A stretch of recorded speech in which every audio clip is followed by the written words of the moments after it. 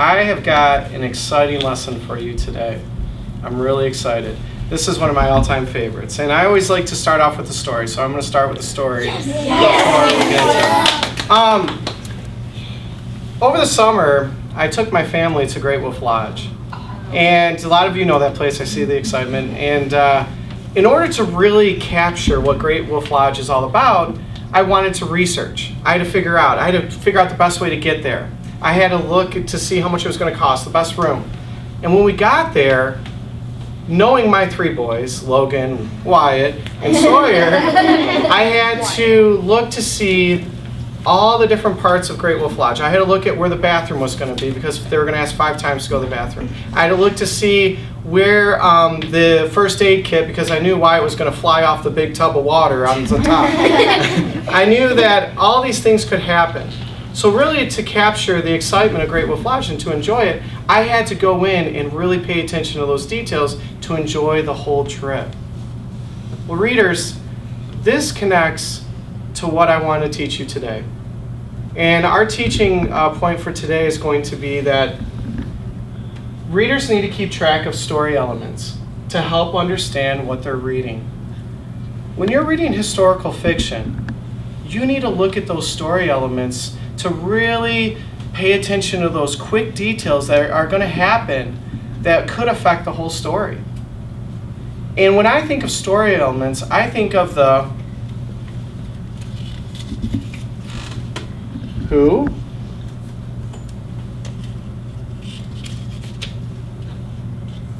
what, where, when,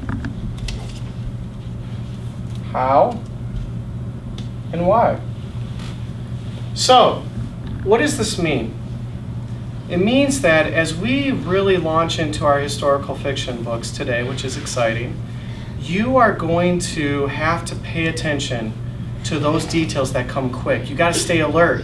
You got to try to pick up who are the characters? Where's it taking place? What's happening? When is it happening? How are they going to introduce the problems or what they have to overcome? How's the time period? What period of time is this in history? And then why are these things taking place? As readers, we have to work on these skills constantly. So I'm really excited. This is an opportunity. I'd love to demonstrate how to keep track of story elements through our new read aloud book. Now, this is one of my all-time favorite read-alouds. It is an amazing historical fiction book, and I think you guys are going to be really excited. And that book is Number the Stars. And what I'm really excited about with Number the Stars is that they do such a great job with getting into the characters, the setting, and I think that these story elements are going to really pop out to you. So to demonstrate this, I'm going to read a few paragraphs. I'm going to show you how I keep track of my thinking and how I stop and jot and make notes of it. Okay? We've talked before about boxes and bullets. This is a strategy of how to keep track of what you're noticing in story elements. So, I'm going to read the first 4 paragraphs, and then I'll show you my stop and jots for boxes and bullets. You guys ready? Mm-hmm. All right. This is an exciting book. Chapter 1, Why Are You Running? Now, when I start this, I'm always in my mind thinking, where are those story elements? So that's what I'm doing. You can start to do that. I'll race you to the corner, Ellen. Anne-Marie adjusted the thick leather pack on her back so that her school books balanced evenly. Ready? She looked at her best friend. Ellen made a face. No, she said, laughing. Now, as we start to look at these story elements, at first you might say, well, there wasn't much information given. But as I examine it, and as I was looking for the story elements, the who, what, when, where, why, and how, I noticed some things. And I was taking mental note of them. What I noticed was that I was introduced to a couple characters. I was introduced to Anne-Marie. I was introduced to a character of Ellen. And I was also introduced to a place or a street name, Copenhagen. Now I heard some details about each of these. For Anne Marie, she was lanky, which I know from my knowledge it's tall and skinny. She's best friends with Ellen. And a little bit of what I thought is I kind of can see that she's competitive. For Ellen, she's 10, she's stocky, she likes to walk instead of run. And now this, if I look at, these are the characters of my story elements, Copenhagen, I know, is an actual place. Now this is where I'm going to teach you something that's really important. As you're reading, I sometimes like to put down a PK for prior knowledge. When I'm making notes and I meet with my historical fiction group, I might say to myself, oh, I know something about this. Okay? We have students that are from Germany. They would have some prior knowledge of some of the stories that we read about Germany. I know that Copenhagen is in Denmark. I also put a little S to share that. I want to share that with my group. Okay? So, when I'm keeping track of story elements, I use boxes and bullets. I would like to read a couple more paragraphs, and I want you guys and girls to practice this. Okay? In your mind, I want you to listen and see if you can keep track of those story elements. And then I'm going to have you turn and talk to your historical fiction group. You guys ready? Yeah. All right. Here we go. Hold on a second. Go! Shouted Anne-Marie, and the two girls were off racing along the residential sidewalk. Anne-Marie's silvery blonde hair flew behind her. All right. Readers, it's your turn. See if you can keep track of those story elements that you may have heard while I was reading those last few paragraphs. Go ahead, turn and talk with your group. I'm guessing that We have had a couple lessons on growing powerful book conversation, and you just really exhibited it. I was really impressed with how you kept the conversation growing. That's awesome. Nice work. Some things that I noticed when I was listening to the groups is that you noticed that there was a new character introduced. You noticed they talked about Anne-Marie's silvery blonde hair. These are important details that later on may be important to the story. So readers, when we read historical fiction, especially historical fiction, you have to keep track of those story elements. You have to realize that historical fiction, they're giving you a lot of history. And those elements really tell you about what's going on in that time period. That's really important. So what I would like for you to do today is this. As you get to finally get to read your historical fiction book, you are going to want to focus in on those story elements. I want you to stop and jot and think about, are you introduced to a character, a setting, maybe something that a problem has already occurred? And just make a note on your sticky notes. And then for mid-shop, with teaching point, I'm going to stop us and I'll have you do something as a whole group. Okay?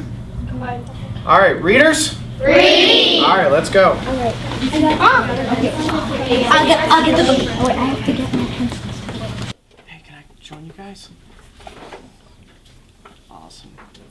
Hey, so I know that you guys are really immersed in looking at story elements.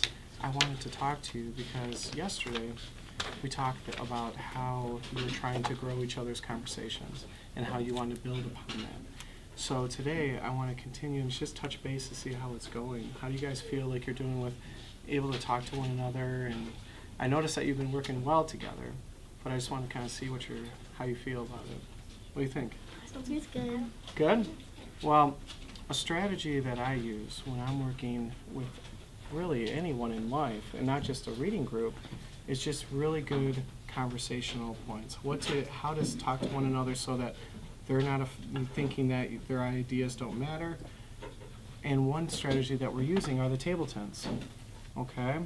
And on the table tent, you can see that these have prompts on here that maybe if you're stuck at a point where you're not sure what to say to one another or you may not agree, here's some strategies for how to get your point across to each other, okay? So if we look at it, what makes you say that? Tell me why. What does this tell you? What are you thinking now? So as you guys are growing that conversation, as you talk about, Stealing Freedom, which is a phenomenal book, these are some prompts you can use to help build that conversation, okay? I use them a lot. What do you guys think? Is there maybe one that you want to try today as you're talking about these story elements that you might think will work for you? That one. Why do you think that? What's important about that? Because it's still saying it in a nice way. Mm-hmm. And you notice that with your group, sometimes you disagree about things. Mm-hmm. So instead of saying, hey, I don't think you're right, we can use, that saying if that's an interesting point of view, but I feel this way or I was thinking this. Or okay? like when let's say you're gonna ask a question and you're gonna say it one way and then the person talks about it and then you'd say, what it says. That's an interesting point of view, but I thought this, and you can say it your way also in the polite way. Yeah. So as you continue to meet as a group, let's use that strategy. Let's build up the conversation so that you're supporting one another and each of you feel like you have a voice in this conversation, okay? So when we meet for the discussion, would you guys work on that? Yeah. Using the table tent? Awesome. Thank you.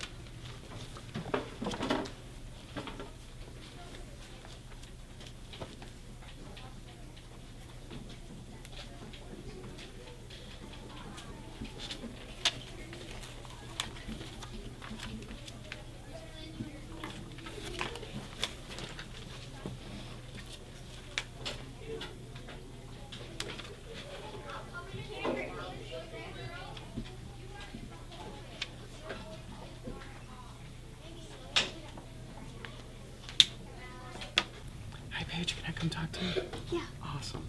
Hey, so I wanted to touch base with you. Something that we've been working on is just being able to stop and jot. I know you get excited and you want to just read, and I think that I noticed that when I was walking around that you were stopping and starting to jot. How's that going? It's fun. I just feel like I'm writing a little bit too much. Mm-hmm. So one thing I think that I've noticed, and I really appreciate the fact that you are starting to do it and you're starting to give it a try. I think a strategy that I use is that when I stop and jot, you want to give so much information, you're excited, and you want to just keep going, that sometimes you have to just put down maybe, if you're looking at story elements, who's the character? What's the setting? Maybe a descriptive word. That way you're not getting exhausted while you're writing and you're like, I'm taken away from the story.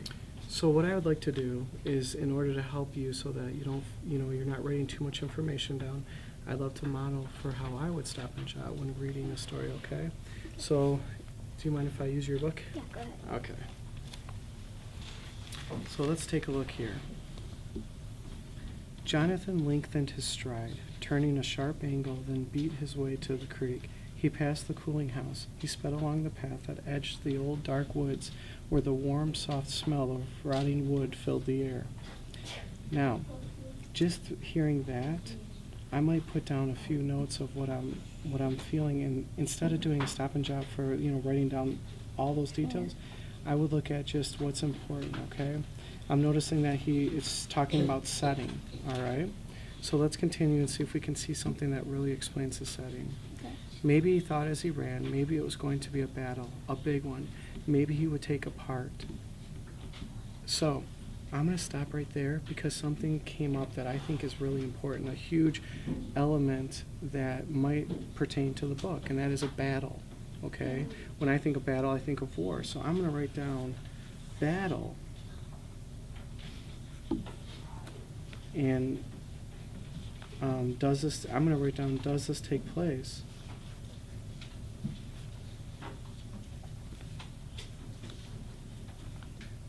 During a war. Okay? Okay. And that's how I would write just a quick, stop and jot, my thoughts, and I would put it up there and just see how it continues to grow, my thinking, okay? What I would love for you to do is if I now could see that how you work with demonstrating that, that would be great, okay?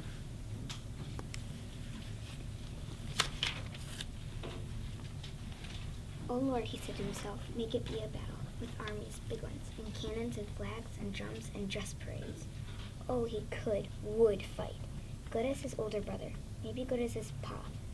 Better, maybe. Oh Lord, he said to himself, make it something grand. Could I put something down on that for that one? Yeah, do you feel like there was something that Yeah. stuck? Okay. Well, Do you want to use my pencil? Sure. So I'm going to put flag, because I heard him say that there would be flags. So I'm thinking maybe are different countries fighting? Okay.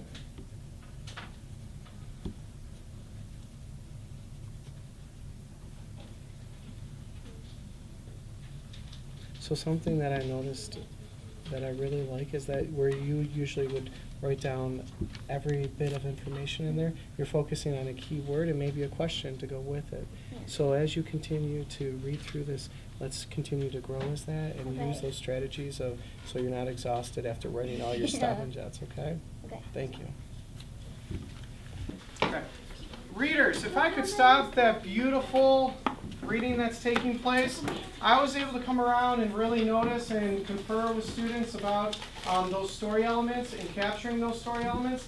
I loved how you used that strategy, using the boxes and bullets. I think that you're really starting to notice all those elements in your writing or your reading. What I would like for you to do now is this. I want you growing that conversation with your historical fiction group. I want you to share your sticky notes as a group and using your chart paper. I want you to see if you can start to pull together your sticky notes and see if there's any connections. If you're noticing characters, all those elements we talked about, the setting, and compile those sticky notes based on those elements. All right, I'll be coming around to listen to the conversation. Let's see what we can do.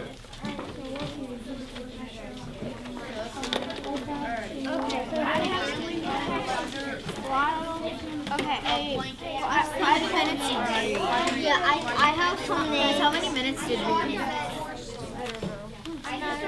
Like 15, no, 10 or 15 minutes. Guys, so let's talk about the characters and who we met. So I have. Did you put Laddie? Yeah, Nick. I just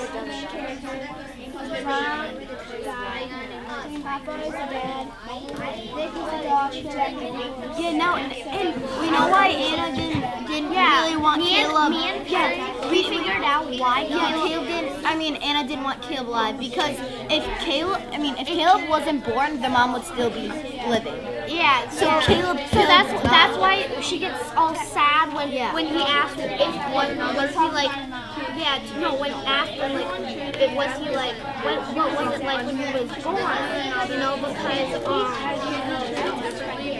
like because whenever when she says her mom says she's beautiful, after that she says no. She says no.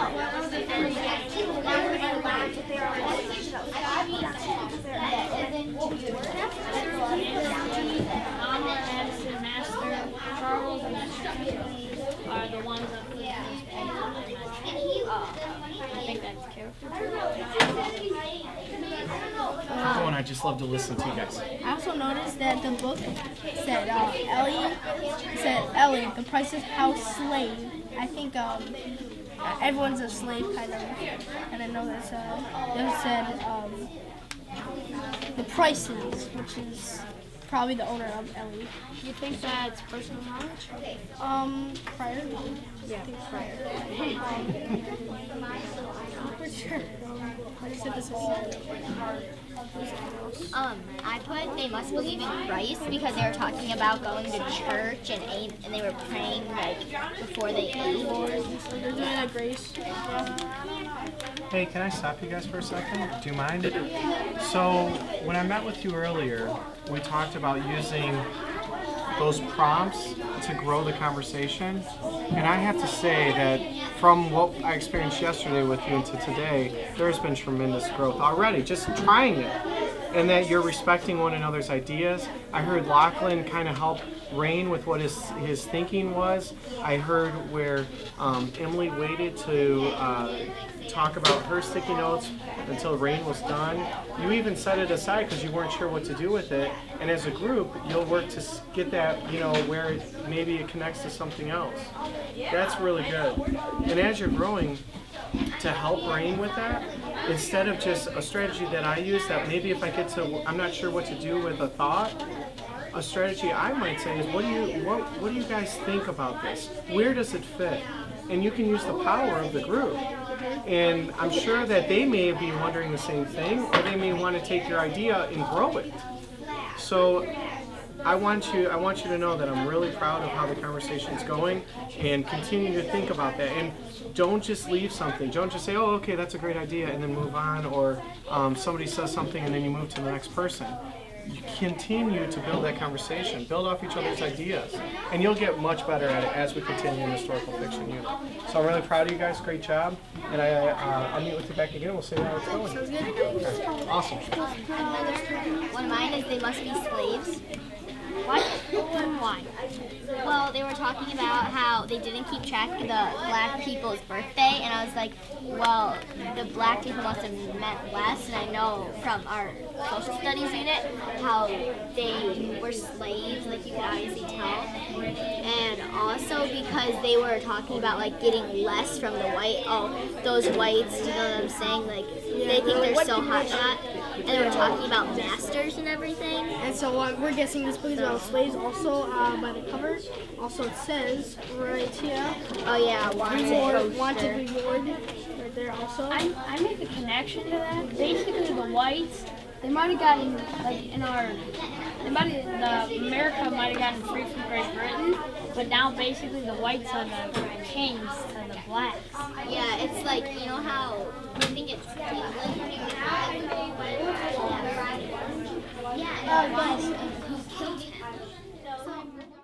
So readers, I wanted to pull you back together. I was very impressed with what I saw. Your historical fiction groups I can see that you've got a great platform. You have a great launching for how to grow that conversation with each lesson we do. So I really appreciate that.